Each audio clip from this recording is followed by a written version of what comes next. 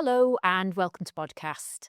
With me today is Donna Hall, one of our regional support managers, and we're going to be talking about a subject that I think it's something you get asked about a lot, which is paying associates in private practice.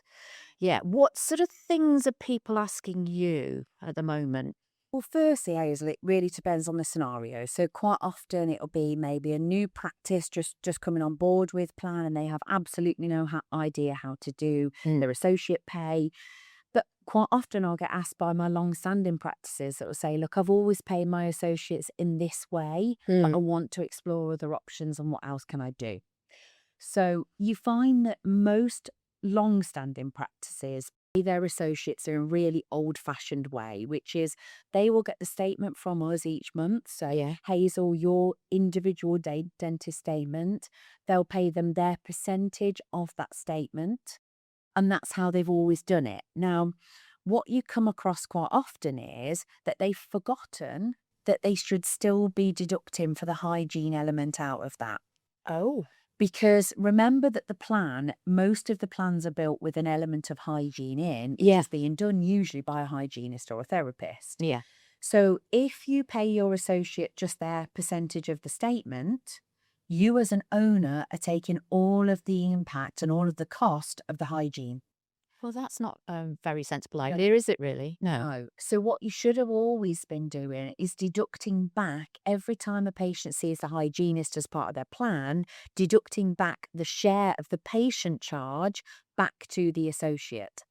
Right. But you'd be amazed how many practices I still come across now that have either forgotten that, have just never done it, or they're deducting a lower rate. They don't deduct based on the patient fee, they'll just deduct a nominal amount of money, which actually means the associates are earning money for an element of the plan they're not delivering.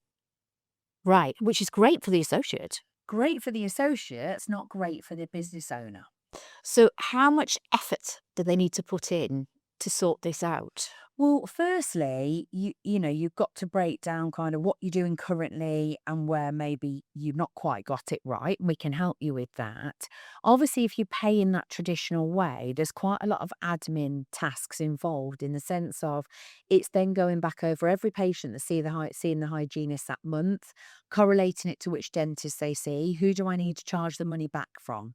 So that method, although it is still, I would say, the most common, Mm. can be quite labour heavy. Yeah. So I get asked quite a lot of the time, what about if I want to change how I pay my associates? Now, usually at the point that an owner's asking me that, they already in their mind think they want to change them to pay them like a fee per item. Right. And I kind of go, right, whoa, whoa, whoa, let's slow down. Let's look at the pitfalls of that method. Because, of course, that would mean the dentist don't earn any kind of monthly income from the plan, just get paid fee per item for what they see. Right. So that is the other extreme of associate pay. Yeah. So there must be a There is middle a middle ground. ground. Yeah. Now, the other thing I consider with the pay as you go model is there is absolutely no incentive for me as an associate to want to build a plan because I'm being paid regardless. I Yeah. don't care if they're on plan or not. Mm. However, I may still have to take the impact of the discount of any free emergency consults that you do, of any free x-rays and things like that. So actually, I can become even more disengaged with the plan because not only am I not earning any more, quite often I can still earn a little bit less. Right. So there is a middle ground, and I think this is the easiest to manage and it is the easiest one to sell into an associate if they've never been paid for plan before. And that is to work out of all of your plans, most of them are going to have two examinations in, bar a 1+1 annual plan. So it doesn't matter how many plans you've got, the chances are most of them are going to have two checkups in.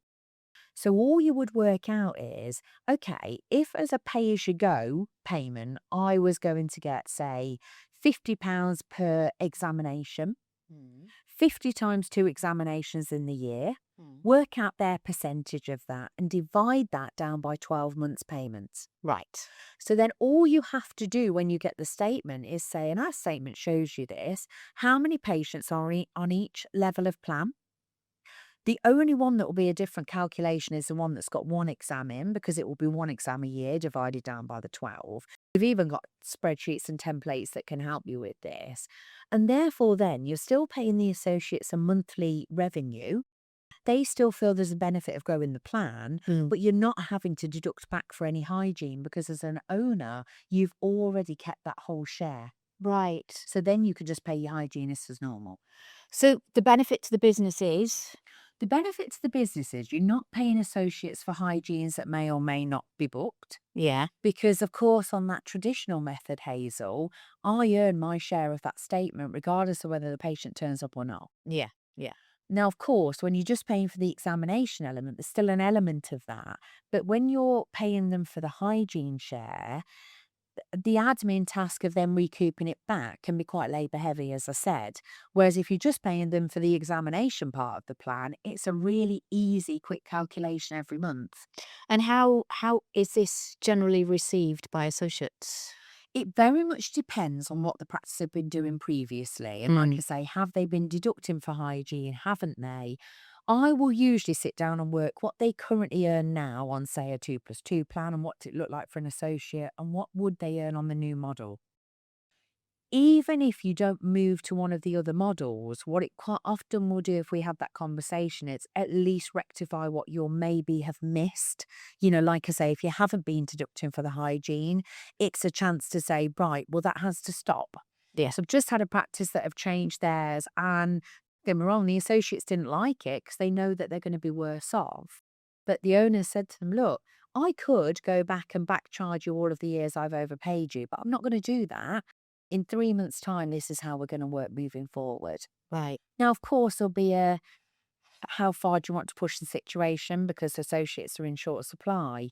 However, you might not be able to get from where you are now to where you want to be in one step. Right. But it's about knowing there's a problem and it's about how do you get to that end result where actually the plan works for both you as an owner and you as an associate. So I'm assuming because I mean there are two things that you don't mess with for people when they're Yeah, working. It's the holidays and their pay, yeah, isn't it? yeah, So because you're messing with someone's pay, yeah. this is something that has to be dealt with very It carefully. does. It's something that you would obviously need to check what's in their contract. They need to do, a new contract to them. There'll be a notice period to change any kind of associate pay. But I think it's sitting your associates down and making them understand why the current model you're doing doesn't work.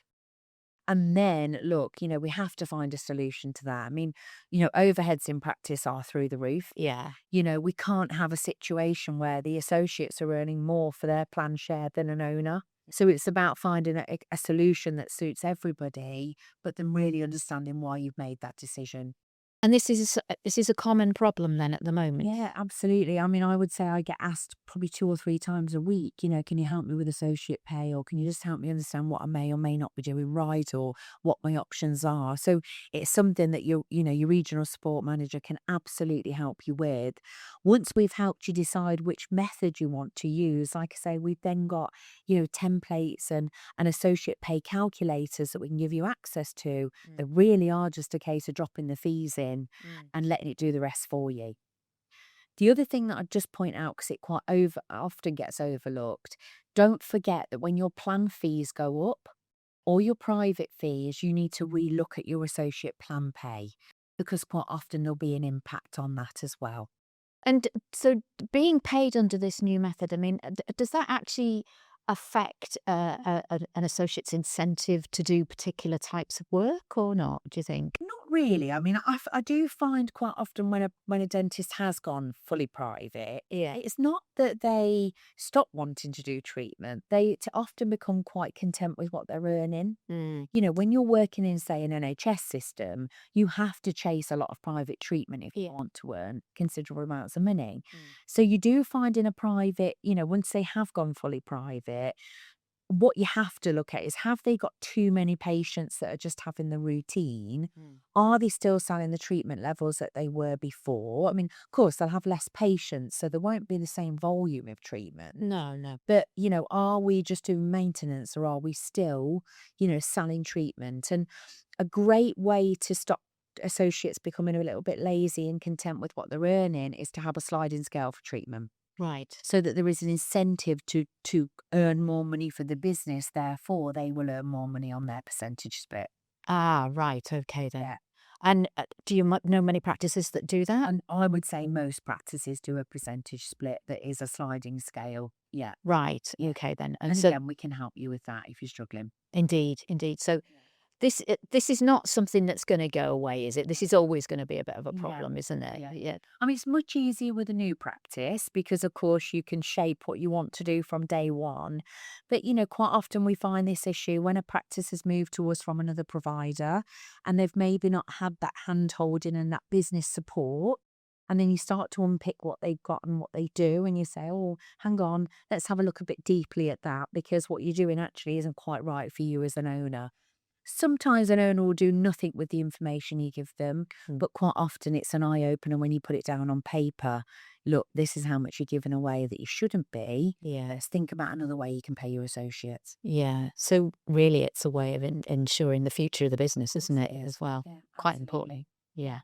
Well, that's great. Thank you so much for your time, You're Donna. most I'm welcome. sure people will have found that helpful. Good. You're most welcome. Thank you for having me.